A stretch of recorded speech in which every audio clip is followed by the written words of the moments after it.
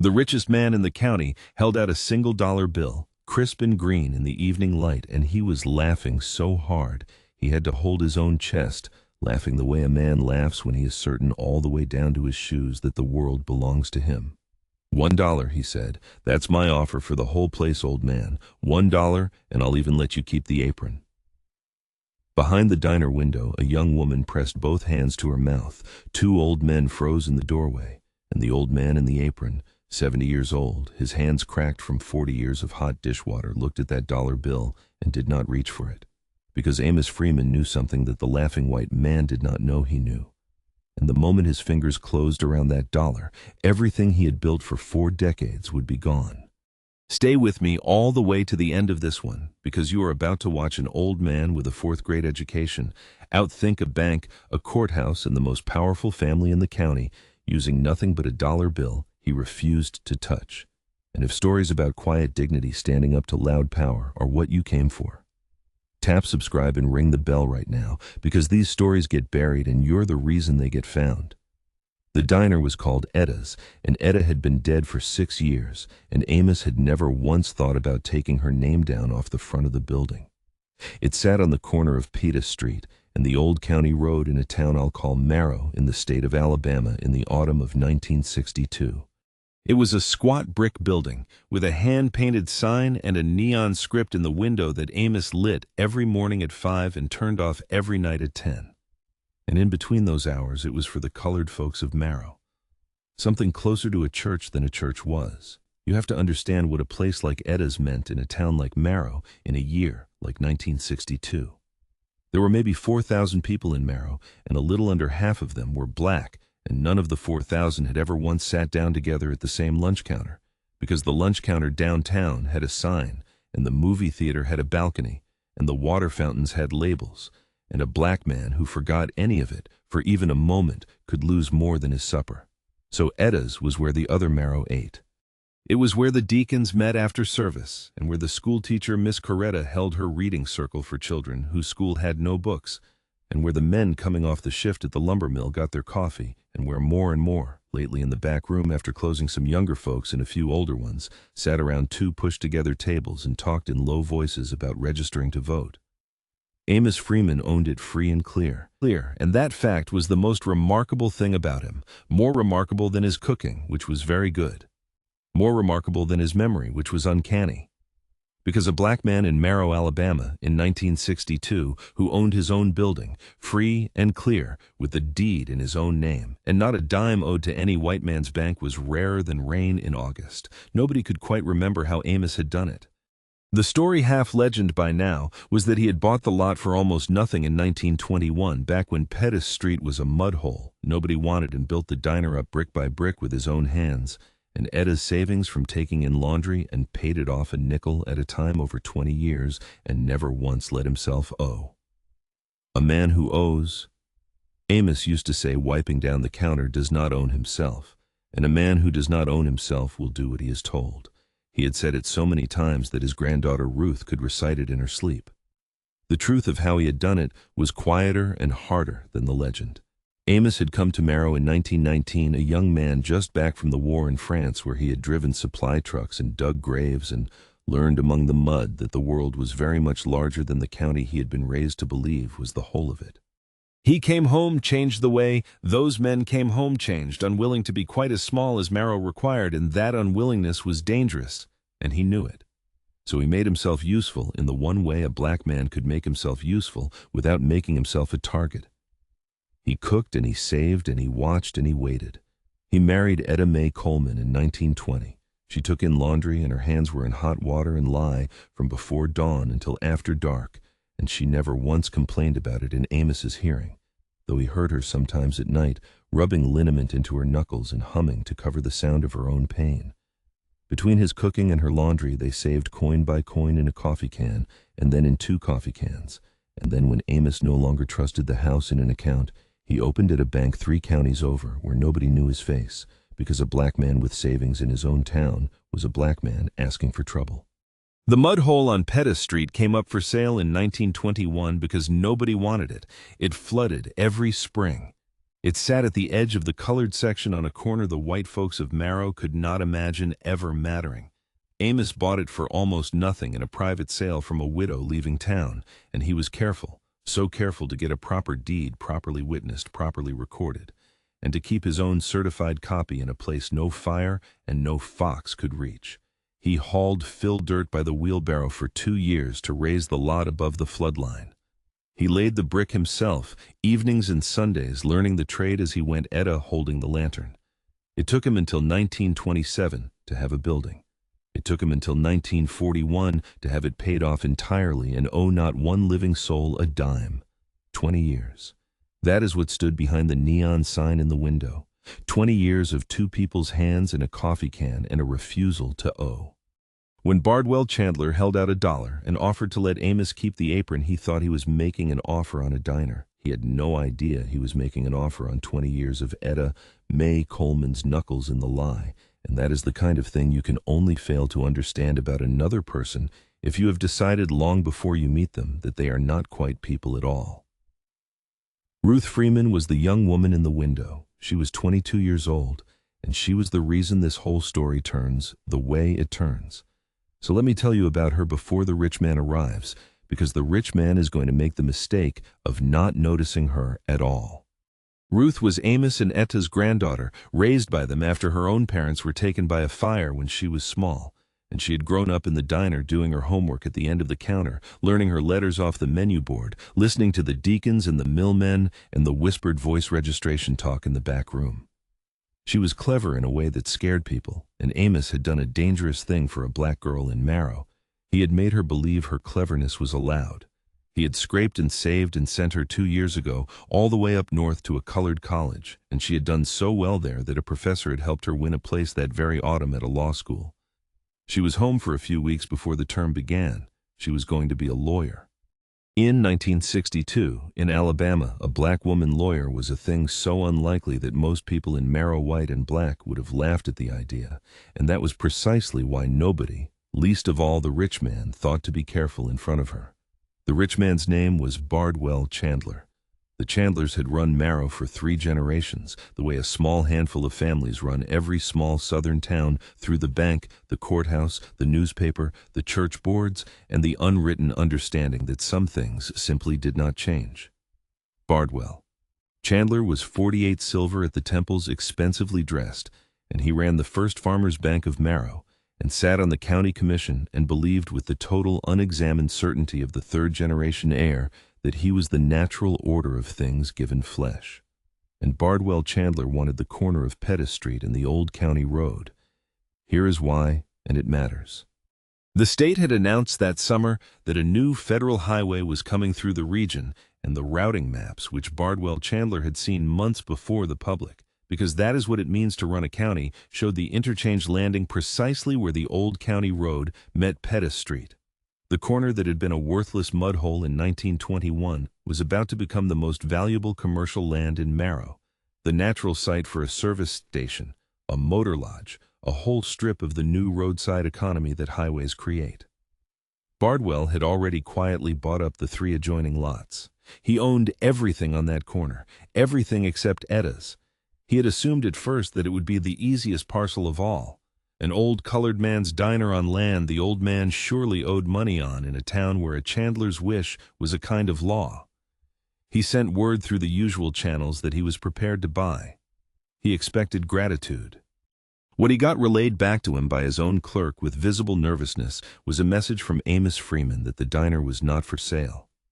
Thank you kindly and never would be, and that Mr. Chandler was welcome to come in for a plate of catfish any time he liked, but he would find the building the same price it had always been, which was not for sale. Bardwell Chandler was not accustomed to the word no. He was especially not accustomed to it from an old black man in an apron. And so he did what men like Bardwell Chandler do when the easy way is blocked. He stopped being polite and he started being clever, and he began to assemble the machine. First he went to the courthouse where his cousin was the tax assessor, and he arranged for the assessed value of Etta's to be raised sharply so that Amos's property taxes tripled overnight, a squeeze designed to choke an old man out. Amos paid them. I had savings, And he had never owed, and he paid the tripled taxes in cash and got a receipt and kept the receipt because Amos Freeman kept every piece of paper he had ever been handed in a locked tin box under a loose board behind the stove, a habit that was about to matter more than anyone could guess. When the tax squeeze failed, Bardwell went to the county health inspector, another man who understood which way the wind in Marrow blew, and Etta's was suddenly cited for a list of violations that had never been mentioned in 40 years. Amos fixed each one meticulously and kept the paperwork. When that failed, the machine turned uglier. There were nights that autumn when men in trucks drove slow past the diner after closing headlights off engines loud. There was a brick through the front window one Sunday, and Amos swept up the glass himself and put in a new pane and said nothing to the sheriff because the sheriff was a Chandler man and everyone knew it. There were the trucks. 3 and 4 nights that month, rolling slow past the darkened diner with their headlights off and their engines gunning, men's voices carrying words through the dark that Ruth would not repeat even years later. One night a bottle broke against the brick. One night nothing broke at all, which was somehow worse, just the slow crawl of the trucks and the waiting. Ruth lay awake in the room above the diner those nights with her heart going like a bird against a window. And more than once she crept down to find her grandfather, sitting calm at the counter in the dark with a cup of coffee. Gone cold and the tin box open in front of him, writing. Not trembling, writing. The make of the truck, the night, the words, turning the terror the way he turned everything into paper. Go back to bed, child, he would say without looking up. They want us to lose sleep. That's the whole point of the trucks. Don't give them your sleep for free. Give me the license plate if you can read it and then go to bed. Ruth wanted to call somebody, the NAACP, a newspaper, up north, anybody. Amos told her to be still and to keep her eyes open and her mouth shut and to remember everything. He wants me to be afraid, Amos told her in the back room late after the last customer had gone. A frightened man signs things. A frightened man reaches for whatever they hold out to him just to make it stop. He is not trying to buy my diner, Ruth. He is trying to buy my fear. And that child is the one thing in this building that has never been for sale. Ruth, who had spent 2 years in law school lecture halls learning the machinery of American law, looked at her grandfather, who had a 4th-grade education and had taught himself everything else out of borrowed books and hard experience, and she understood that he already knew in his bones something it had taken her professors whole semesters to explain. She had come home thinking she might have to protect him. She was beginning to understand that he had been protecting all of them all along with nothing but a tin box and a refusal. The night before Chandler came, the two of them sat up late in the back room after the last customer had gone, and Amos brought out the tin box from under the loose board behind the stove, and he laid its contents on the table under the single bulb, and he had Ruth read them to him. Not because he could not read, he read slowly but well. He had her read them because he wanted to hear his own life said back to him in his granddaughter's educated voice, wanted to know whether the paper that had felt like protection to an old man would sound like protection to a young lawyer. She read the tax receipts, 3 years of them, the last one, triple the first, each stamped and dated. She read the health citations and clipped to each one Amos's own note of the day he had fixed it and the name of the inspector who had signed off. She read a page in Amos's careful hand recording the night of the brick, the make of the truck, the approximate time, the fact that the sheriff had been telephoned and had not come. She read the certified copy of the 1921 deed and the record of its filing and 40 years of paid property tax showing an unbroken chain of ownership free and clear. When she finished, Ruth sat back and she was quiet for a long time, and then she said, "Granddaddy, do you know what you have here?" "I know what it is," Amos said. "I don't know what it's worth. That's your part." "It's a case," Ruth said softly. "It's a documented, dated, witnessed pattern of a public official using the machinery of a county to coerce a citizen out of his lawful property because of his race. Men are going to prison up north for building files half this good.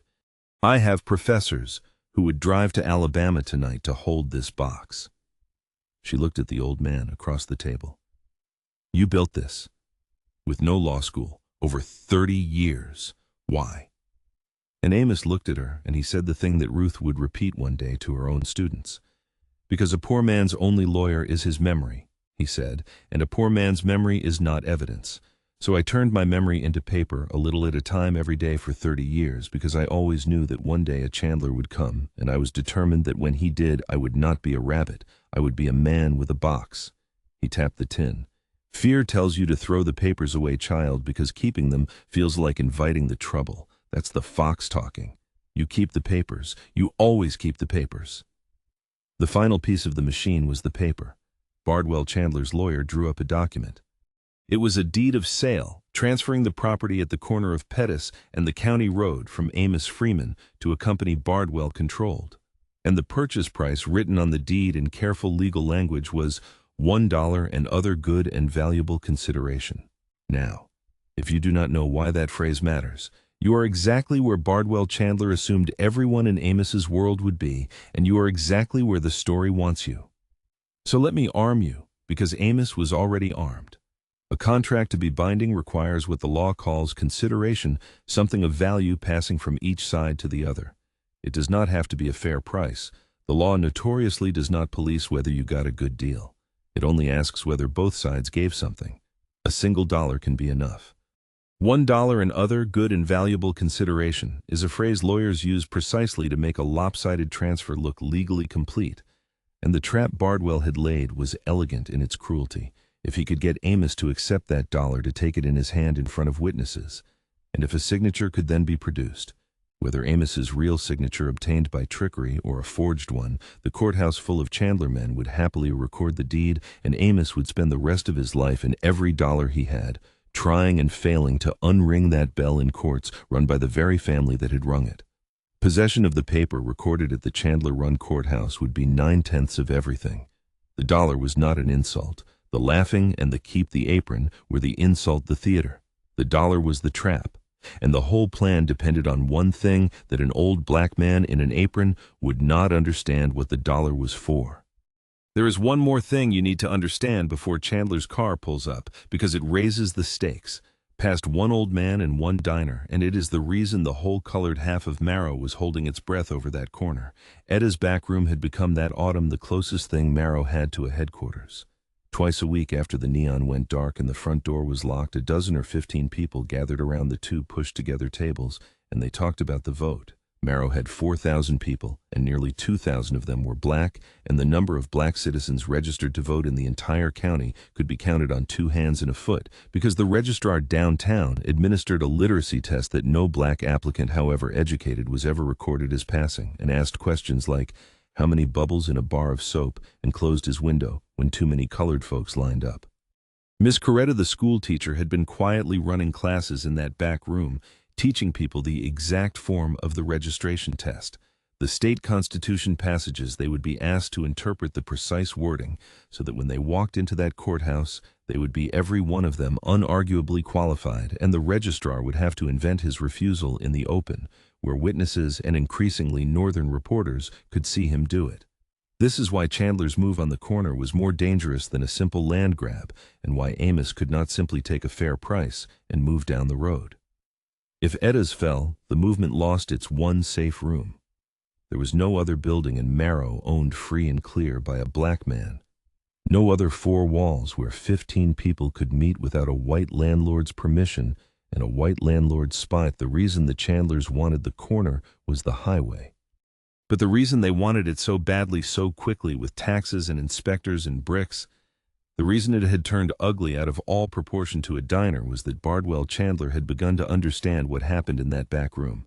And he had decided that taking Amos's building would kill 2 birds, the valuable corner and the troublesome meetings, with one clean stone. Amos knew that too. It was the deepest reason he would not reach for the dollar. It was never only his.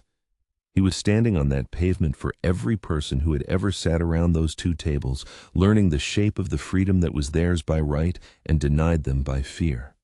Bardwell Chandler came to Etta's himself on a Thursday evening in October, at the hour when the light goes gold and long, and he came in a way calculated to be seen, his big car pulling up right out front, his lawyer beside him, 2 other men from the bank, and a small crowd of the curious gathering across the street, because everyone in Marrow, colored and white, had heard by now that the Chandlers were after old Amos's corner. Inside the diner, the supper crowd had thinned. Two old deacons, Brother Willem and Brother Otis, lingered near the door with their hats in their hands. Miss Coretta, the schoolteacher, was at the counter, and Ruth was behind it drying glasses when the big car pulled up and she felt her whole body go cold and she set down the glass so her hands would not shake. Amos was out front.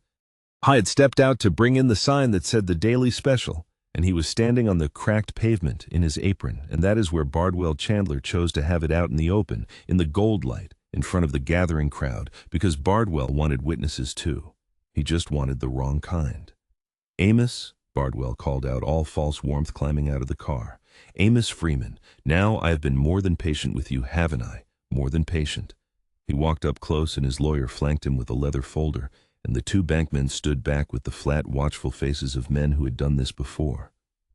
I've come to make you one final generous offer, and I've come myself in person, so nobody can say Bardwell Chandler doesn't treat his people fair. I'm not your people, Mr. Chandler, Amos said quietly, but I'll hear your offer since you drove all this way. A little laugh went through the crowd across the street, and Bardwell's smile tightened, and Ruth, watching through the window with her hands rising to her mouth, saw the exact moment the white man decided to stop pretending this was a negotiation and start making it a humiliation. Bardwell reached into his breast pocket, and with a flourish, laughing now playing to the crowd, he drew out a single crisp dollar bill and held it out between two fingers. $1, he said, and the laugh rolled up out of him big and easy and certain. That's my offer, old man. $1 for the whole place, the building, the land, the grill, all of it.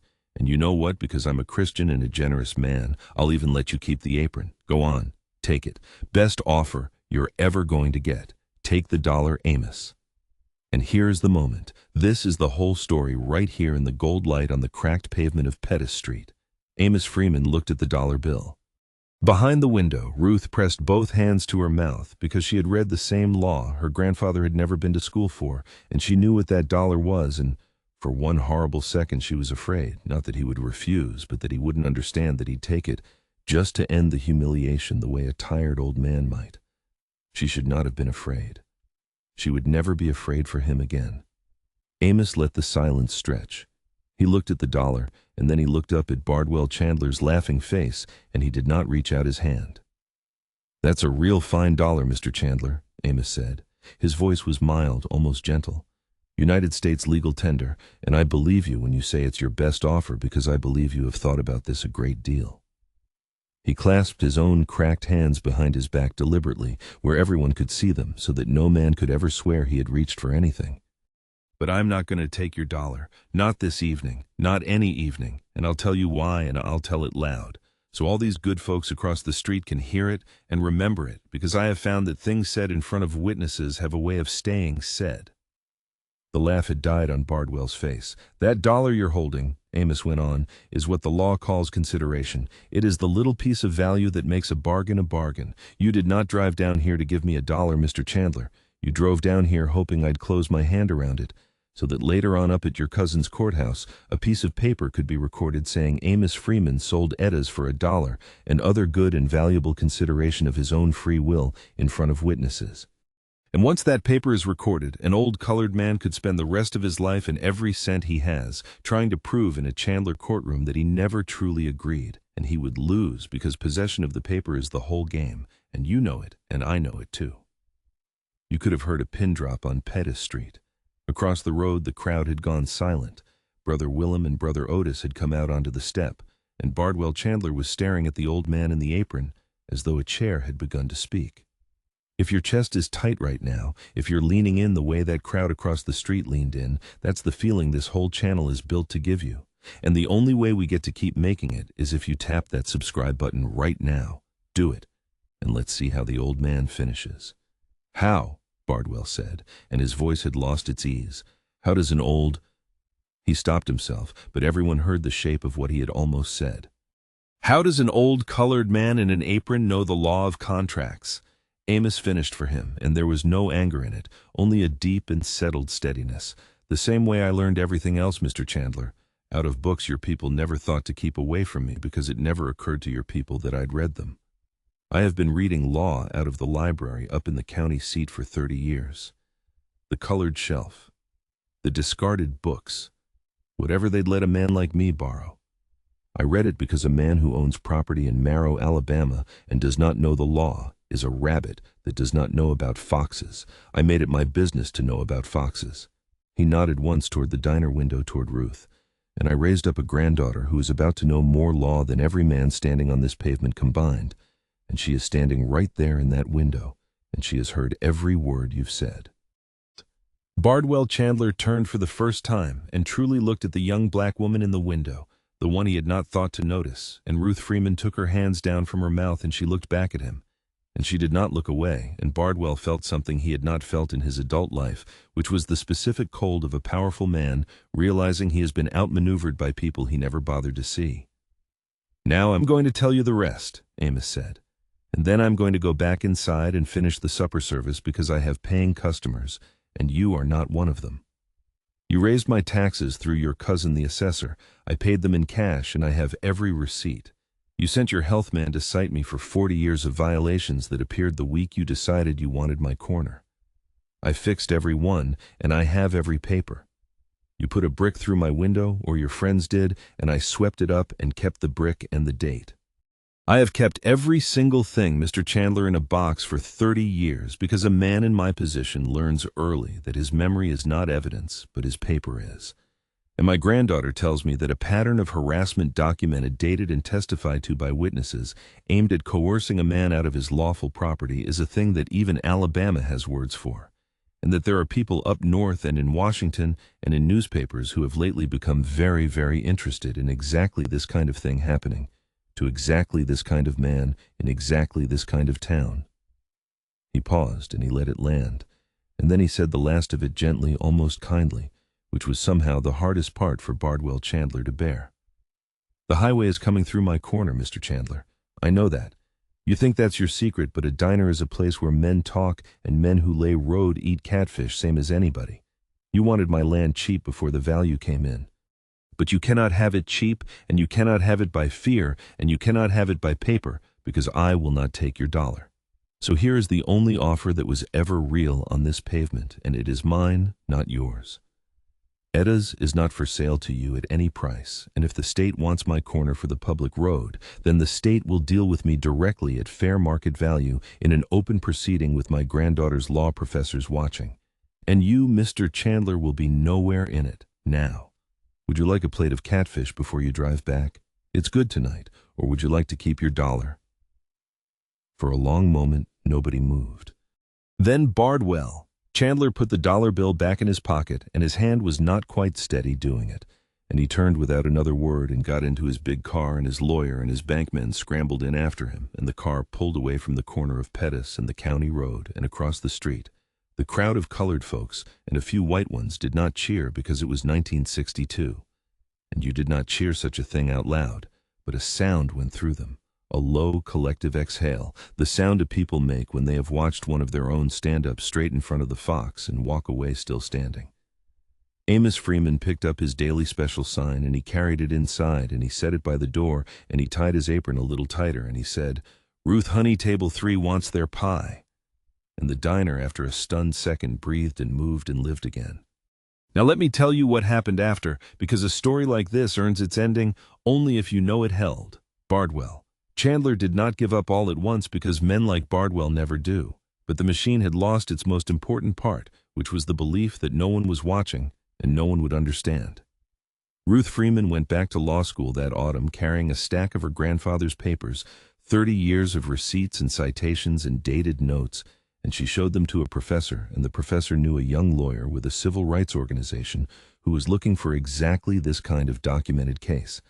And by the following spring, there was a file open, and a northern newspaper reporter came down to Marrow and ate catfish at Etta's, and wrote a long story about an old man, a dollar in a corner, and the story traveled.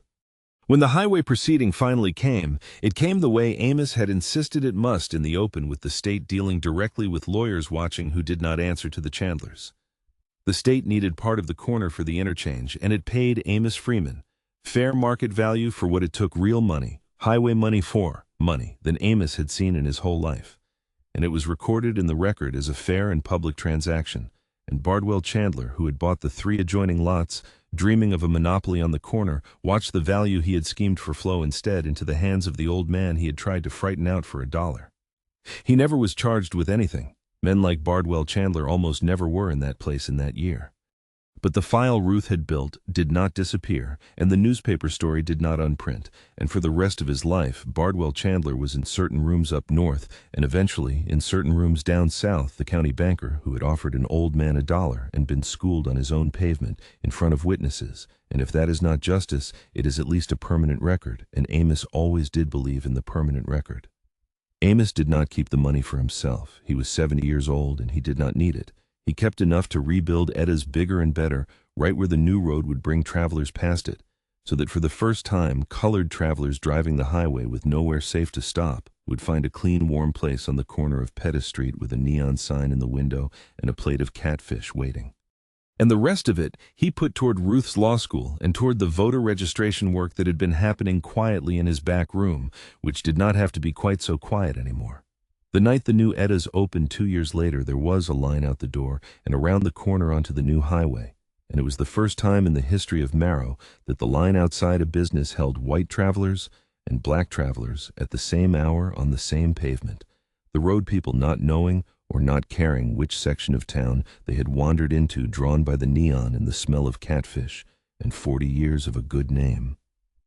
Miss Coretta cried.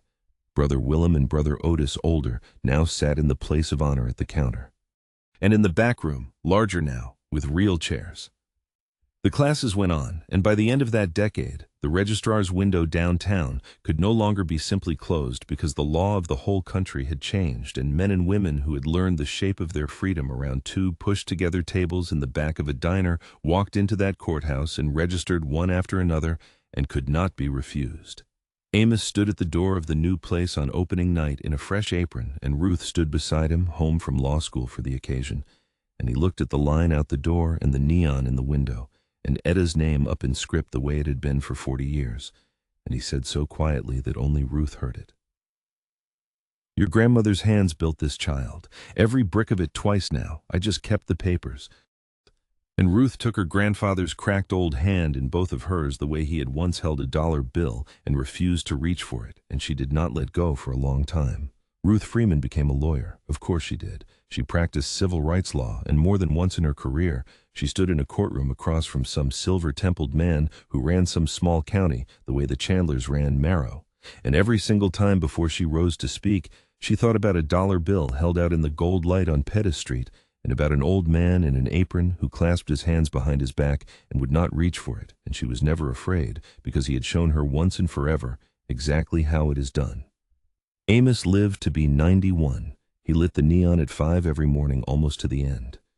And when people asked him, as they did for the rest of his life, how he had known how a man with a 4th-grade education had known to refuse that $1, he always gave the same answer, and I'm going to give it to you now because it is the thing I most want you to carry out of this story.